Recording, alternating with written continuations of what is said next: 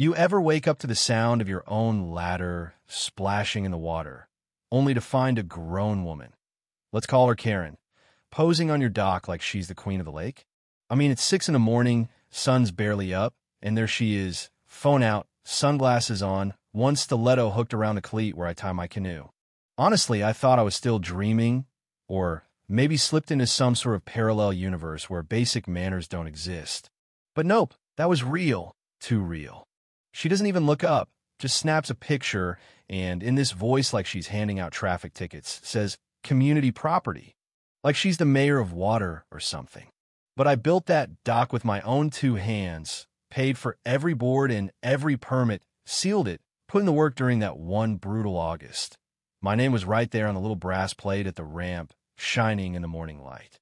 Ma'am, I say, trying to keep my voice calm, you're trespassing. But she just smiles this big, fake grin, like a used car ad, and says she's there to inspect for the HOA. Spoiler, she wasn't even on the board.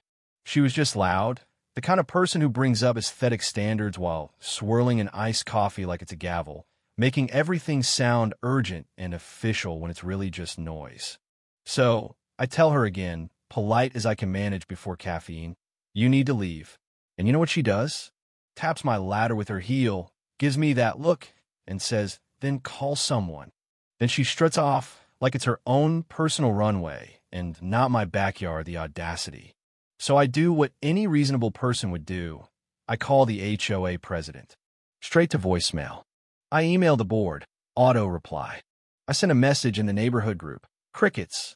And later that night, wouldn't you know, there's a new thread. Dock concerns. There's Karen posting a photo of my dock with some filter that makes the wood look like it came out of radioactive pumpkin patch. Out of compliance, she writes. Possible safety hazard. And of course, people start reacting with those little scared face emojis. And then, just like that, the thread goes quiet. Because nobody wants to get on her bad side. She's got a way of turning every small complaint into a courtroom drama where she's both judge and jury. Next HOA meeting rolls around. I come in prepared, permit in one hand, stamp plans in the other, all my paperwork ready. The board's just shuffling stuff around, trying to look busy. Karen's in the front row in some big floral dress, nodding like she's grading a performance, jotting notes on a pad that's probably blank. I go through my whole spiel, explain everything, show the permit, and as soon as I'm done, Karen pops up. We received anonymous complaints, she says, and looks right at me, like she's staring in a mirror and I'm the reflection she doesn't like. The board just mumbles about reviewing it again. Karen strolls past me on the way out and whispers, I'll keep an eye on it. Let me tell you, that felt less like a promise and more like a threat wrapped in lipstick. That night, I stood at the water's edge, heart pounding, mind racing. The only thing I could really control? The spillway gate down the channel. The HOA manages the lake level with the city, so when we get heavy rain, we open up the side gate and let water out slow.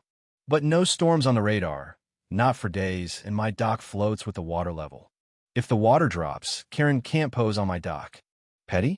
Maybe. But after months of her climbing all over my life, I just wanted one morning of peace. So before dawn, I grab my bike, ride down to the spillway, still on the HOA maintenance volunteer list, so I know the padlock code. I open the gate, just a crack. Water hisses out, nice and quiet. I ride back home, eat my cereal, and picture Karen showing up with her phone, ready to take more evidence, only to find my dock sitting on the mud, sad and useless. That was the plan. It backfired. 2 hours later, sun's up, wind's blowing, and suddenly the lake level drops faster than I thought.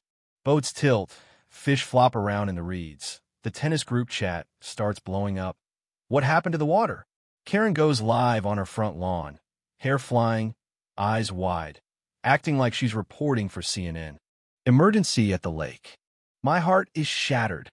She points at my dock, does this little wobble, almost like she's going to faint.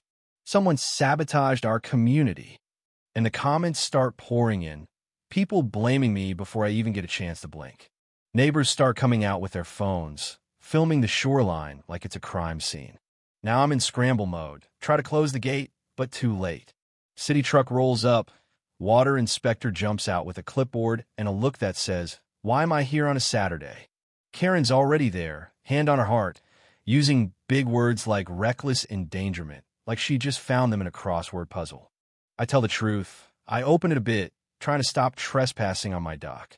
Dumb? Yeah, maybe. Honest? Absolutely. Karen gasps, so loud she scares the ducks off the water. Spins to the inspector and screams, "Arrest him!" Like she can just summon handcuffs out of thin air. The city guy just sighs, checks the water gauge, frowns at his screen, then says, "That's not the whole story." Turns out the lake wasn't dropping just because I cracked the gate. Someone had been pumping water out at night, sneaky style, through a black hose tucked under the lily pads. He follows the hose. It leads right to Karen's yard. The hose is feeding her secret garden, which, to be honest, looks more like a mini resort. New hot tub, stone path, fresh sod so green it practically glows in the dark. Karen tries to play it cool, blinks a bunch, fake laughs. "That's just irrigation," she says. The inspector holds up the hose, smells like lake. Checks his tablet. No temporary pump permit, no nothing.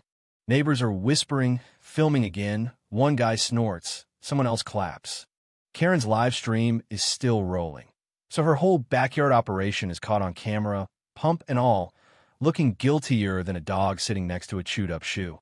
And the comments start flipping sides. "Wait, that's illegal. Is she stealing water?" The whole 9 yards. Then a squad car pulls up, lights spinning, just to keep the peace. The police don't arrest me, they don't arrest her, but the officer actually listens for once. The inspector writes up citations, and finally the HOA president shows up, sweating, tie all crooked like he got dressed in the dark. He tries to scold me, starts with the classic, "We don't take these matters lightly," but the city inspector shuts that down fast. He opened a gate. She ran an unpermitted pump, caused level drops, trespassed. Karen tries to interrupt, mumbling about anonymous complaints, but this time the crowd just laughs. Some kid shouts, "Anonymous hose," and people actually smile for once. The HOA board has a little meeting right there on the grass, folks filming like it's a rock concert, phones up in the air. The president finally clears his throat, says they've been misled, Karen's inspections weren't authorized, and votes, right there, to ban her from all committee activity for a year. City fines her for the pump, for tearing up shoreline plants, and she has to pay to restock fish, reseed the bank she tore up with her little garden project. As for my dock, cleared, compliant, good to go. They even asked me to help rewrite the lake rules, which honestly felt like trading in a slingshot for a crown. The week after, water comes back up, fish return, my dock sits steady and golden in the afternoon light. Karen's perfect green lawn turns patchy where the pump used to feed it. And because the city's nothing if not thorough, she's got to post a violation notice on her fence for 7 whole days. People walk by slow, take pictures, whisper. Nothing mean, just relieved like the neighborhood finally exhaled. After that, Karen stops with the surprise inspections, stops posing for imaginary cameras. If she walks near the lake now, she stays on the path, head down, sunglasses off, just another neighbor instead of the queen of everything. And you know what? I learned something. Revenge built on anger, that's like a spillway. Once you open it, you can't always control where it goes. But truth? Truth's like water. It always finds its level, even if it takes a little time, even if it makes a mess first. So, what do you think? Did she get what she deserved? Would you have done the same, or just let it slide? Drop your thoughts below. Tell me where you stand on neighborly justice, or share your own wild HOA story. And hey, if you want to hear more about how a little truth can shake up a whole neighborhood, stick around. This lake? It's never as calm as it looks.